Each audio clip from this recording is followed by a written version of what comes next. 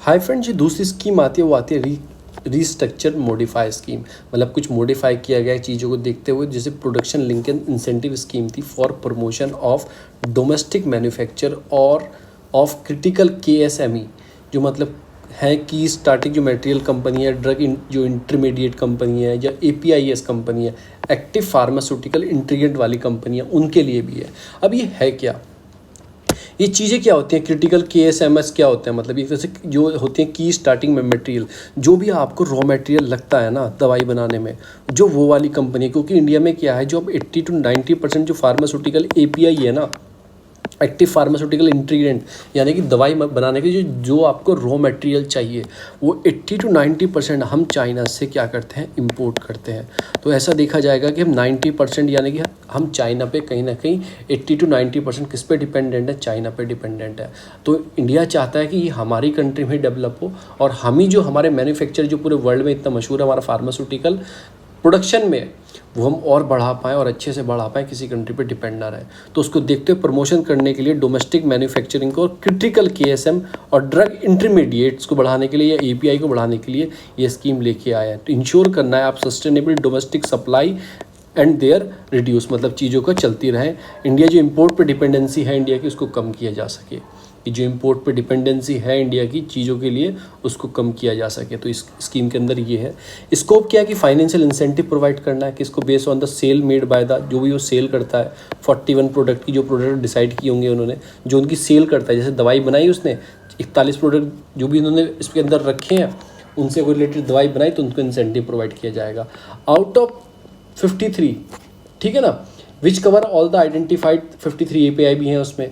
Out of 53 जो identified bulk जो drug है 26 आर, मतलब कि फर्मेंटेशन बेस्ड बल्क ड्रग है। 27 इसमें केमिकल सिंथेटिक जो बेस्ड ड्रग है, ये तो आपको याद नहीं रखना, ठीक है। रेट ऑफ इंसेंटिव ये 20% दिया जाएगा, ठीक है ना, फॉर द फर्मेंटेशन बेस है। 10% दिया जाएगा आपको केमिकल सिंथेटिक बेस। तो केमिकल सिंथेटिक होता थोड़ा हार्मफुल होते हैं, तो उनको थोड़ा कम इंसेंटिव आपको देगी government. The scheme is applicable on the green field project. ये इंपॉर्टेंट लाइन है प्री के लिए।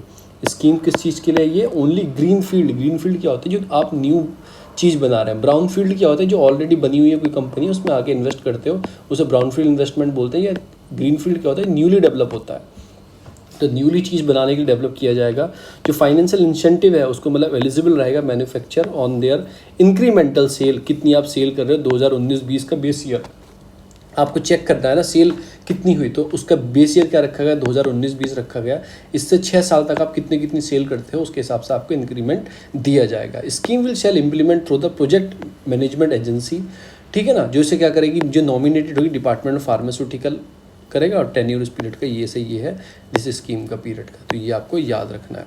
अब रिसेंटली कुछ चेंज किए गए हैं, जो आपका replacement of criteria minimum threshold investment में था, उसमें से कमिटेड इन्वेस्टमेंट कर दिया गया, उसको चेंज करके। और भी चीज़ें जो आपका डिलेक्शन था प्रोविज़न, जैसे restriction of sale of eligible product in domestic sale only, ठीक है, जो भी प्रोडक्ट होगा डोमेस्टिक सेल ओनली के होगा। एलिजिबल रिसीवर जो इंसेंटिव्स होंगे।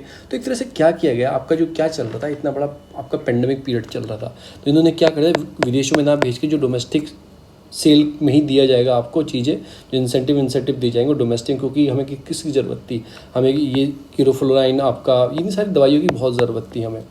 तो ठीक है ना, इन दवाइयों के लिए मिनिमम जो एनुअल प्रोडक्शन कैपेसिटी और 10 प्रोडक्ट, ये जो प्रोडक्ट के नाम है इतने इंपॉर्टेंट नहीं है। Minimum annual production eligible criteria under this scheme, ये कुछ नहीं है, बस आपको याद रखना है इसका बेस ईयर कौन सा है, कब से स्टार्ट की जाएगी, ठीक है। ओनली जो स्कीम है जो मेन इसकी ओनली ग्रीन फील्ड प्रोजेक्ट के लिए है, ये आपको याद रखना है। ये 4-5 चीज़ आपको याद करके चलनी है, और इस स्कीम के लिए कोई चीज़ इंपॉर्टेंट नहीं है,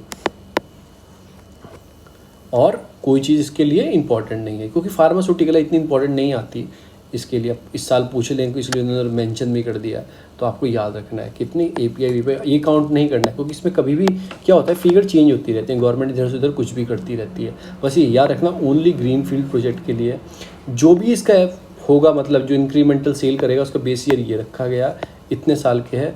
जो इसको इम्प्लीमेंट करिए प्रोजेक्ट मैनेजमेंट एजेंसी है, जो इसके अंदर आती है डिपार्टमेंट फार्मास्यूटिकल के, ठीक है ना। एक कमिटेड इन्वेस्टमेंट किया गया है इसमें मिनिमम थ्रेशोल्ड से। बाद में और कोई चीज़ इंपॉर्टेंट नहीं है इसके लिए, आपको याद रखना है। फिर आती है production linked incentive scheme for promotion of domestic manufacturing of medical device.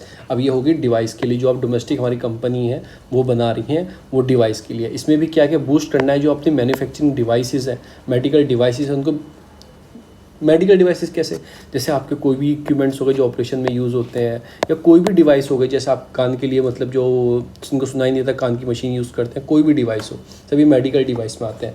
इसमें भी क्या है, ओनली ग्रीनफील्ड प्रोजेक्ट है, इसे भी प्रोजेक्ट मैनेजमेंट एजेंसी कर रही है। इसमें इंक्रीमेंट 5 का ये मत याद रखना कितने कितने किसके लिए इंक्रीमेंट है, अलग अलग है इसके लिए। अब इसमें 25 से 30 मैन्युफैक्चर लिए जाएंगे जो चेक करेंगे, जो कैंसर केयर मतलब रेडियोथेरेपी मेडिकल डिवाइस बनाते हैं, या रेडियो इमेजनरी मेडिकल डिवाइस बनाते हैं, न्यूक्लियर इमेजरी डिवाइस बनाते हैं, उनको रखा जाएगा, क्योंकि एक्स्ट्रा इसके आगे, तो इसको भी हमें काउंट नहीं करना है एक्स्ट्रा। अब रिसेंटली चेंज क्या किए गए हैं, वही है, आपको कमिटेड इन्वेस्टमेंट किया गया है। एक टेन्यूर ऑफ द जो स्कीम होगा को एक्सटेंडेड कर दिया गया, 1 ईयर के लिए दोबारा एक्सटेंडेड कर दिया गया। जो सिलेक्टेड एप्लीकेशन है वो 2021-22 से लिए जाएंगे।